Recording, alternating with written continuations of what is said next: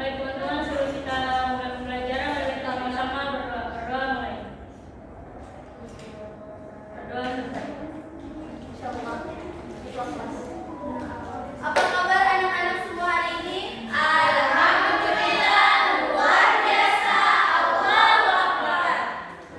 Semoga kalian semua tetap semangat untuk belajar, dan supaya kita semangat untuk belajar, kita akan melakukan ice breaking.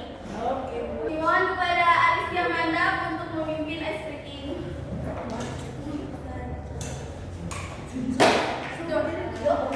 Dan anak-anak yang lain untuk berdiri. Ada yang tahu lagu Alam Samsam?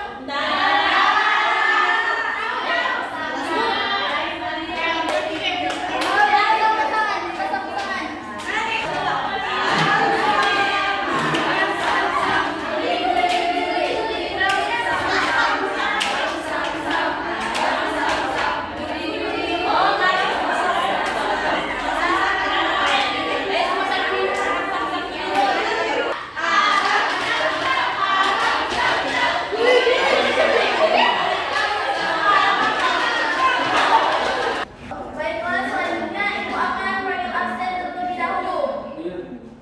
Muhammad Rayhan Harun.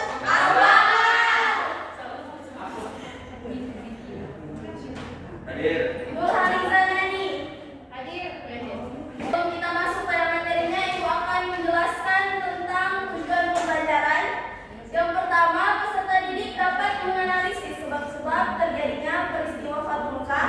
Yang kedua, peserta didik dapat menentukan beberapa perilaku mulia Rasulullah yang muncul dalam peristiwa Fathul Mekah. Baiklah, pada hari ini kita akan belajar mata pelajaran SKI tentang materi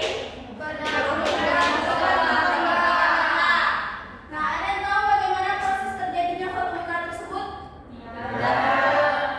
Jadi Fathul Mekah itu terjadi karena tidak lama setelah perjanjian Hudaybiyah, yang dimana suku Bani menyatakan kesetiaan mereka kepada kafir Quraisy, sedangkan suku Khuza'ah memilih untuk bergabung dengan kaum muslimin di Madinah.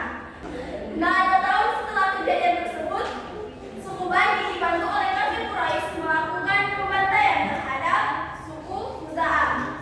Nah, hal ini tentu saja menodai perjanjian tersebut. Maka dari itu beberapa orang perwakilan dari suku Khuza'ah melaporkan kejadian ini